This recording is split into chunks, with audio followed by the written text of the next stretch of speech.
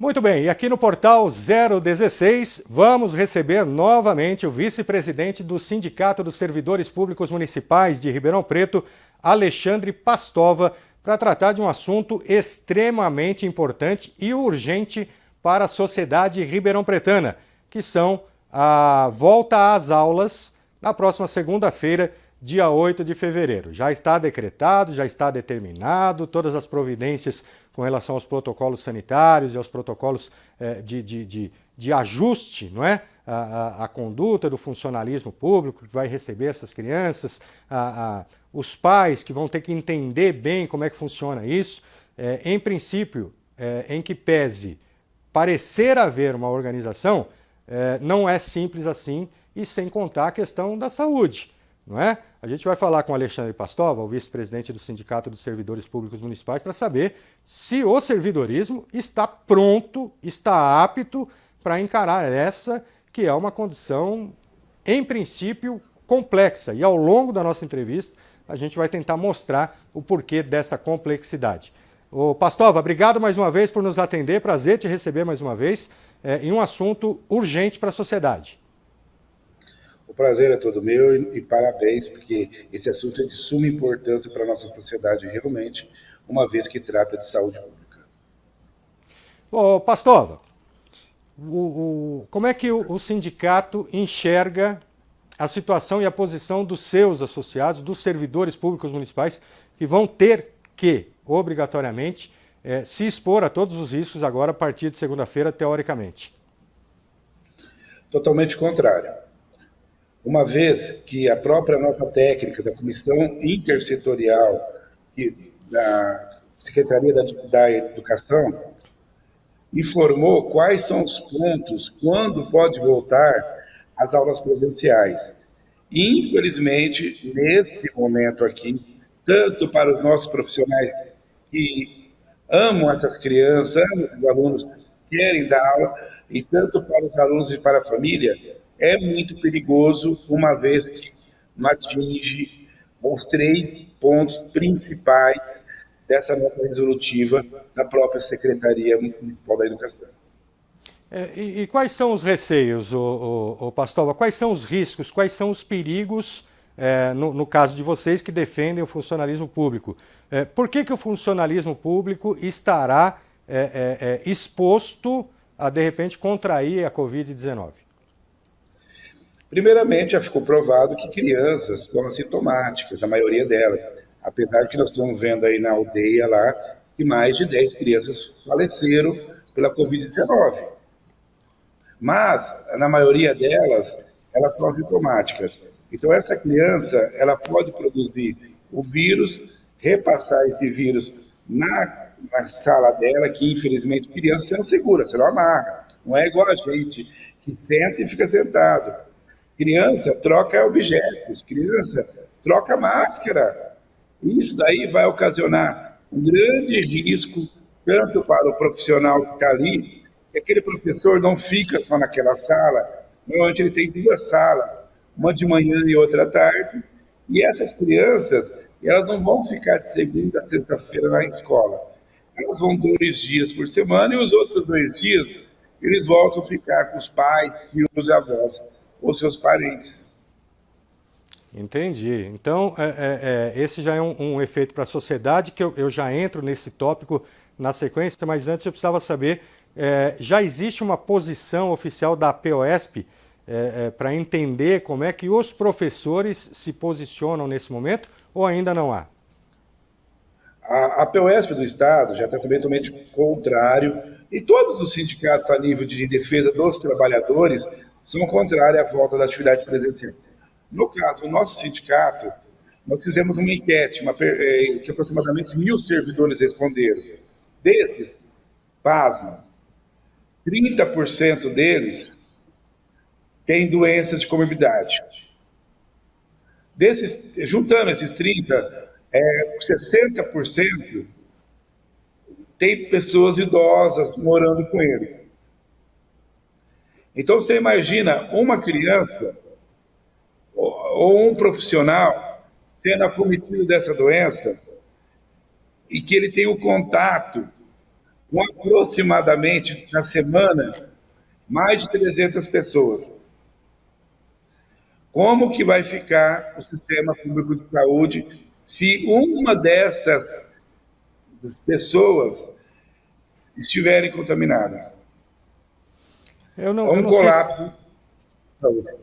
sim, com certeza. Eu não sei se existe números, estatística ou pesquisa a respeito. O que a gente sabe é da experiência de vida, é de conhecer a periferia, principalmente, das cidades. Eu sou de São Paulo, capital, então eu conheço uma periferia muito maior do que a periferia que existe aqui em Ribeirão Preto. Então eu posso afirmar que o papai precisa trabalhar para trazer dinheiro para casa.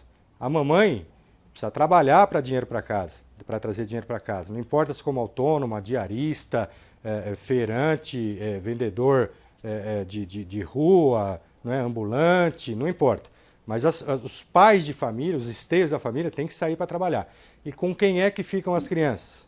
Com as vovós e com os vovôs, que são um público absolutamente vulnerável, não é, à doença, e isso sim já é comprovado estatisticamente. Então agora a gente vai para o efeito cascata, que é aquilo que sai do servidorismo e passa para a sociedade. Essas crianças, em contato com outras crianças, que não serão testadas antes para saber se tem Covid ou não, elas simplesmente vão trocar, me empresta um lápis, a minha boneca, o meu carrinho, o meu brinquedo, trocam materiais. Vamos imaginar que essa criança leve nas mãozinhas, claro que sem querer e sem querer culpar a criança, mas que leve nas mãozinhas para casa e a hora que chega em casa dá um beijo na vovó, um beijo no vovô, faz um carinho, um afago. Então, essa criança está sendo um vetor importante para os idosos que ainda não foram vacinados. E aí a gente consegue, talvez não, a gente consegue com clareza imaginar que pode ser uma disseminação, um vetor importante de disseminação dos vírus, não exclusivamente, mas principalmente para os mais vulneráveis, que são os idosos, que têm que cuidar das crianças para o papai e para a mamãe poder ir buscar lá o seu salário mínimo, né, o seu meio salário mínimo para poder sustentar a família. E um entendimento que eu falo assim, você não consegue verificar o que a secretaria realmente fez, ou o governo, né, realmente fez. Quando você pega, você cria um comitê intersetorial que vai discutir o caso. Esse comitê fala, ó, vocês podem voltar às atividades presenciais porque as aulas continuam remotas. Ninguém parou de estudar. É precário devido à nossa sociedade atual. Mas que esse comitê diz, para voltar às aulas, você tem que ter 3 itens. O primeiro, que a pandemia não esteja acometendo mais de 70 pessoas por dia contaminadas. Hoje nós estamos a mais de 200, quase 300. Que tenha o testagem em massa de todos os pertencentes dessa comunidade escolar. Ou então que tenha vacinação, em especial das pessoas que tenham comorbidade. Eu veria com um pouco mais de tranquilidade se essa etapa fosse iniciada depois que todos os profissionais, os familiares dessas crianças com mais de 60 anos de idade tivessem sido vacinados.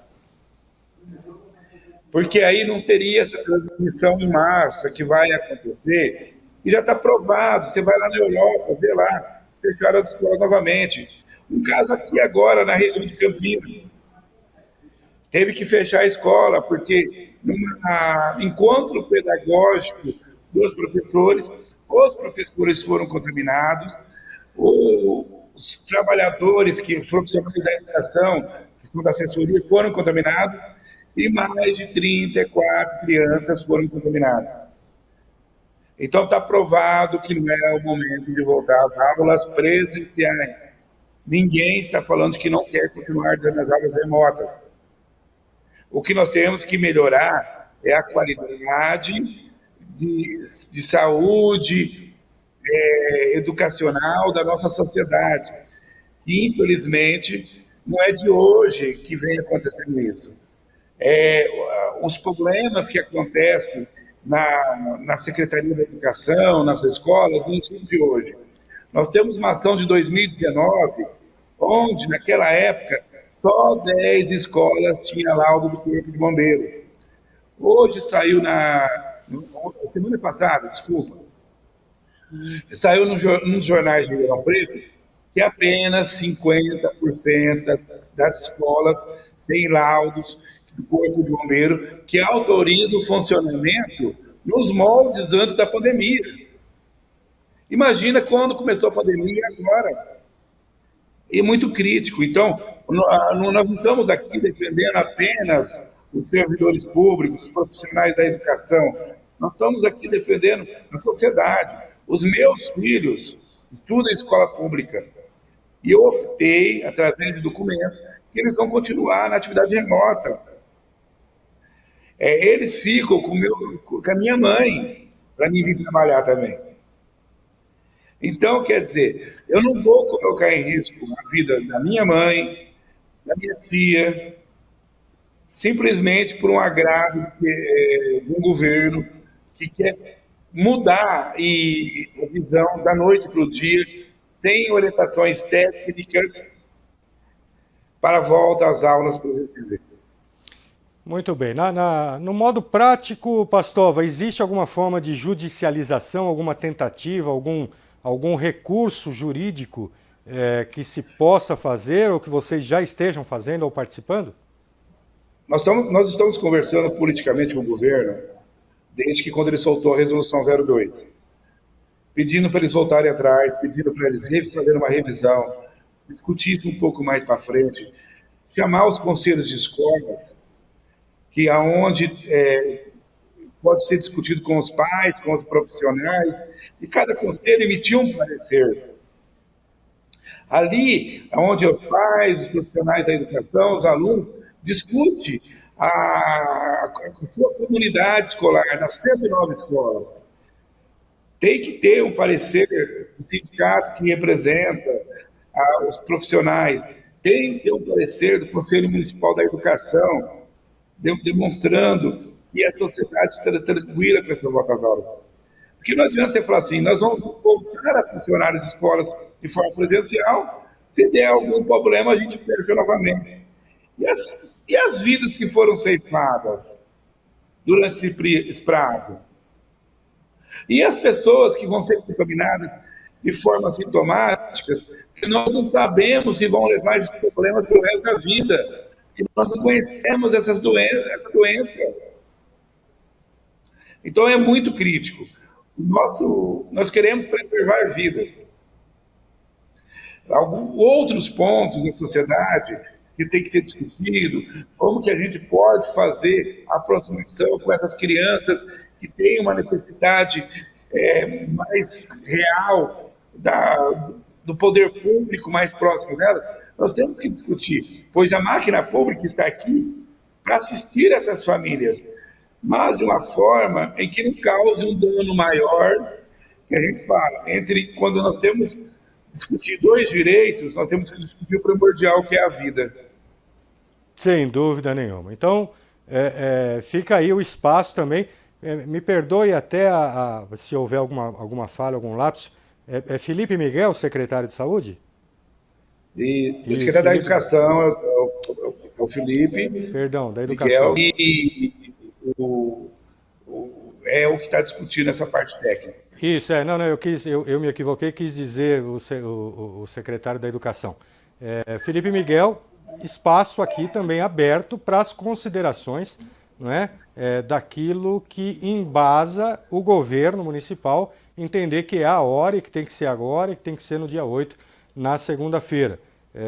Democraticamente a gente quer, e repito aqui, nós queremos aqui não formar opinião, mas oferecer subsídios para que a população forme a sua própria opinião.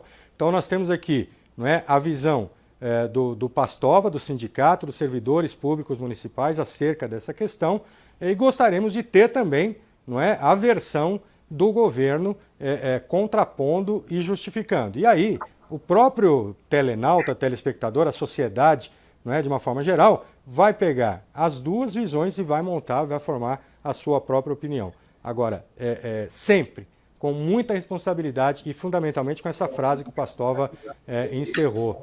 Pensar mais do que em leis, em políticas, né, em legislação, etc., pensar na saúde da população. Vida não tem preço, gente.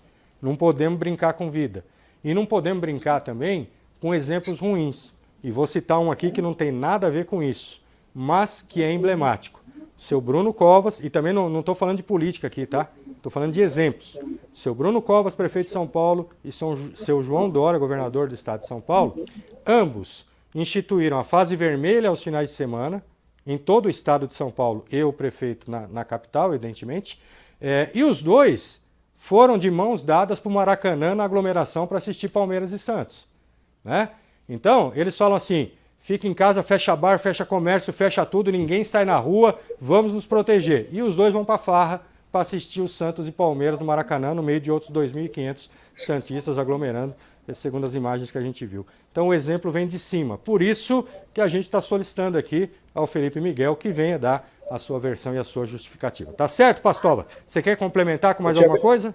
Eu te agradeço essa diretoria do sindicato, sob a presidência de nosso amigo, trabalhador, Laerte, Carlos Augusto. Nós estamos tentando fazer de tudo para evitar com que a sociedade, que nossos profissionais estejam afetados ainda mais por todos esses problemas que estão acontecendo. Muito obrigado e parabéns. Perfeito, muito obrigado, Alexandre Pastova, Portal 016, sempre com portas escancaradas, não é? Para auxiliar na informação à população, à sociedade de Ribeirão Preto, em especial também aos servidores públicos municipais. Contem conosco que a gente puder ser útil no sentido de veículo condutor de informações importantes inerentes à nossa sociedade. Estamos aqui de portas abertas, tá bom, Pastova? Obrigado e fique com Deus. Amém. Grande abraço.